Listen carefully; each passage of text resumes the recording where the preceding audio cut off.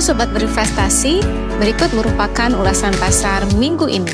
Zona Amerika, sesuai ekspektasi, The Fed masih menahan suku bunga acuan di level 5,25 hingga 5,5%, level tertinggi selama 23 tahun terakhir.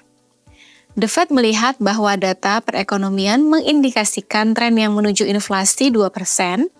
Pimpinan The Fed mengatakan bahwa penurunan suku bunga acuan dapat dilakukan di bulan September bila data perekonomian yang ada menunjukkan inflasi yang terus menurun. Data ketenagakerjaan bulan Juli menunjukkan pelemahan yang membuat kekhawatiran pasar bahwa Amerika Serikat akan mengalami hard landing atau resesi ekonomi. Non-farm bulan Juli hanya bertambah 114.000 di bawah rata-rata penambahan sekitar 200.000 selama 12 bulan terakhir. Sedangkan tingkat pengangguran mencapai level tertingginya sejak Oktober 2021 atau di level 4,1%. Zona China, kondisi manufaktur bulan Juli kembali berada di fase kontraksi di level 49,8. Level kontraksi untuk pertama kalinya sejak Oktober 2023. Kita masuk ke zona Indonesia.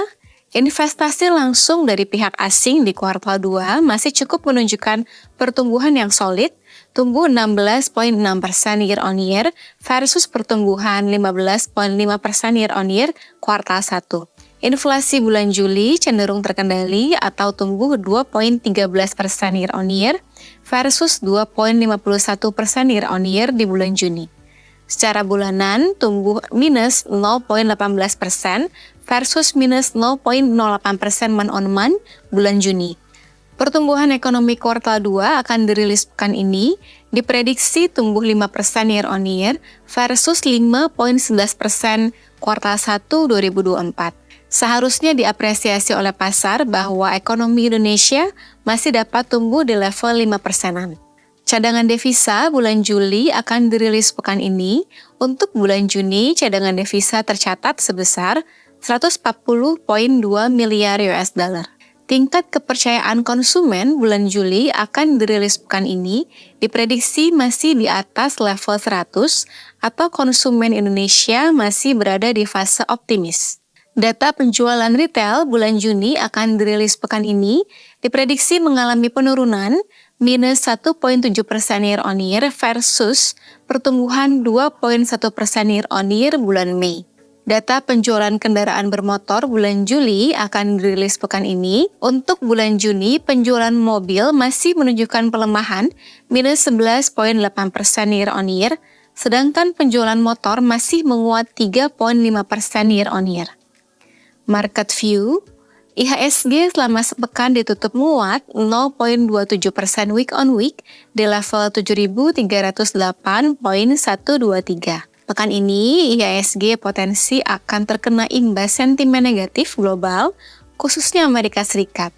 Karena pasar khawatir Amerika Serikat akan mengalami hard landing setelah data ketenagakerjaan yang menunjukkan pelemahan. Harapannya IHSG hanya cenderung sideways karena pekan ini akan dirilis data perekonomian Indonesia kuartal 2 yang diprediksi masih dapat tumbuh di level 5% year on year. Selain itu, pihak asing juga masih mencatatkan outflow di IHSG secara year to date, sehingga tekanan dari pihak asing untuk melakukan penjualan sebagai imbas negatif dari global menjadi terbatas.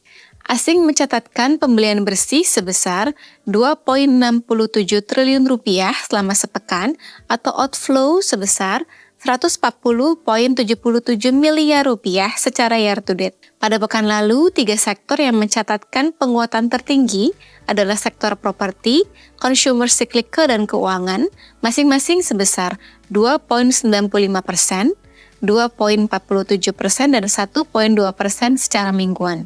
Pada tanggal 2 Agustus 2024, yield benchmark Sun 5 tahun turun menjadi 6,67%, yield benchmark Sun 10 tahun turun menjadi 6,83%, yield benchmark Sun 15 tahun turun menjadi 6,95%, dan yield benchmark Sun 20 tahun turun menjadi 6,99%. Kepemilikan asing pada pasar Sun per tanggal 30 Juli 2024 tercatat sebesar 813 triliun rupiah atau sebesar 14% dari total outstandingnya, meningkat dibandingkan posisi per 26 Juli 2024 yaitu sebesar 811,2 triliun rupiah atau sebesar 13,97% dari total outstandingnya. The Fed telah mengindikasikan kebijakan moneter yang longgar di tahun ini. Pasar saat ini memprediksi penurunan pertama kalinya akan terjadi di bulan September 2024 yang akan berdampak positif bagi pasar finansial dunia termasuk Indonesia. Tampaknya Amerika Serikat akan lebih mengalami soft landing karena untuk tahun 2024 ekonomi diprediksi masih tumbuh 2,1% year on year, sedangkan tahun 2025 diprediksi tumbuh 2% year on year. Bank Indonesia juga diprediksi akan mengimplementasikan kebijakan moneter yang longgar di tahun ini yang akan berdampak positif bagi pertumbuhan ekonomi Indonesia. Pasar obligasi akan bereaksi positif terlebih dahulu akibat perbaikan kondisi makroekonomi yang akan diikuti positifnya kinerja di IHSG. Sobat berinvestasi, tetaplah berinvestasi.